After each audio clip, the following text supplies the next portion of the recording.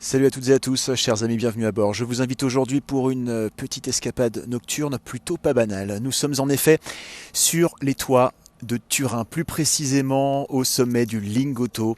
Le Lingotto, pour ceux qui sont familiers de l'histoire Fiat, ou de l'histoire automobile italienne en général d'ailleurs, eh bien c'est un bâtiment hautement emblématique, très fort en symbole, presque centenaire, rendez-vous compte, il a été achevé en 1923.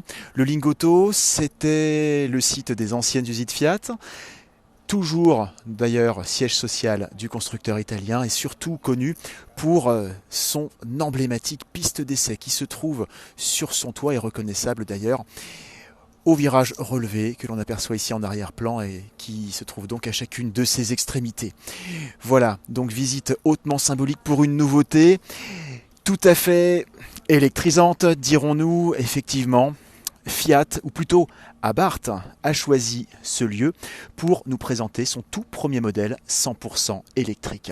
Et ça, c'était une suite logique, une évolution parfaitement prévisible en tout cas. On pouvait s'attendre, dans la foulée de la 500e, eh bien qu'Abarth ne tarde pas à dégainer, ne tarde pas davantage pour y apposer sa marque et donc pour y apposer son fameux Scorpion. Voilà, donc en termes de travail visuel, on retrouve eh bien, les mêmes recettes que pour sa cousine thermique, la 595 et 695 d'ailleurs, que l'on aperçoit ici en arrière-plan. Donc plus aucun logo Fiat, évidemment, tous remplacés par donc des logos Abarth. Le Scorpion qui se part désormais donc d'un motif vert ou jaune fluo. Au centre donc des jantes de 18 pouces spécifiques.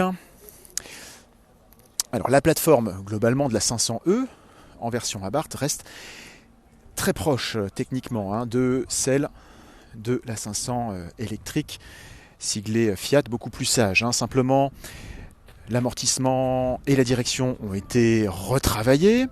Le moteur, évidemment, a gagné quelques chevaux, 155 chevaux désormais. Il est un peu plus couplé aussi, 235 Nm de couple.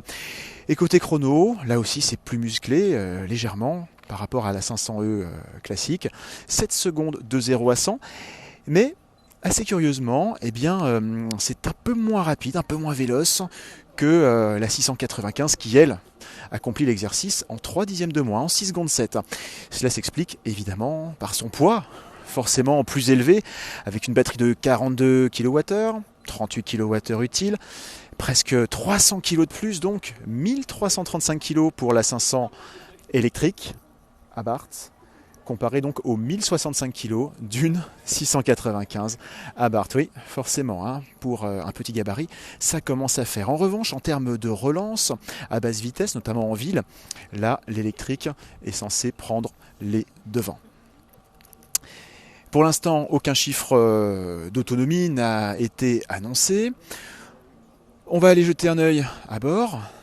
Là également, on va retrouver le traitement Abarth assez classique avec des baquets, donc des baquets siglés du Scorpion. Là encore, une finition spécifique. Voilà, avec un revêtement Alcantara donc sur la planche de bord. Et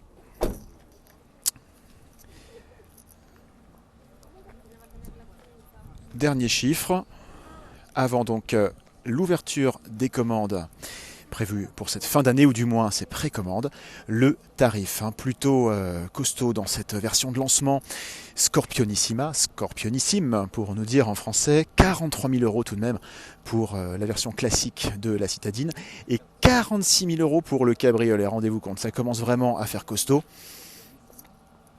Le prix de l'exclusivité, dirons-nous, aussi d'un équipement relativement complet. D'autres versions évidemment un peu plus abordables compléteront la gamme, élargiront la gamme de la 500 Abarth vers le bas, donc d'ici à son lancement commercial effectif et à ses premières livraisons attendues pour le printemps 2023.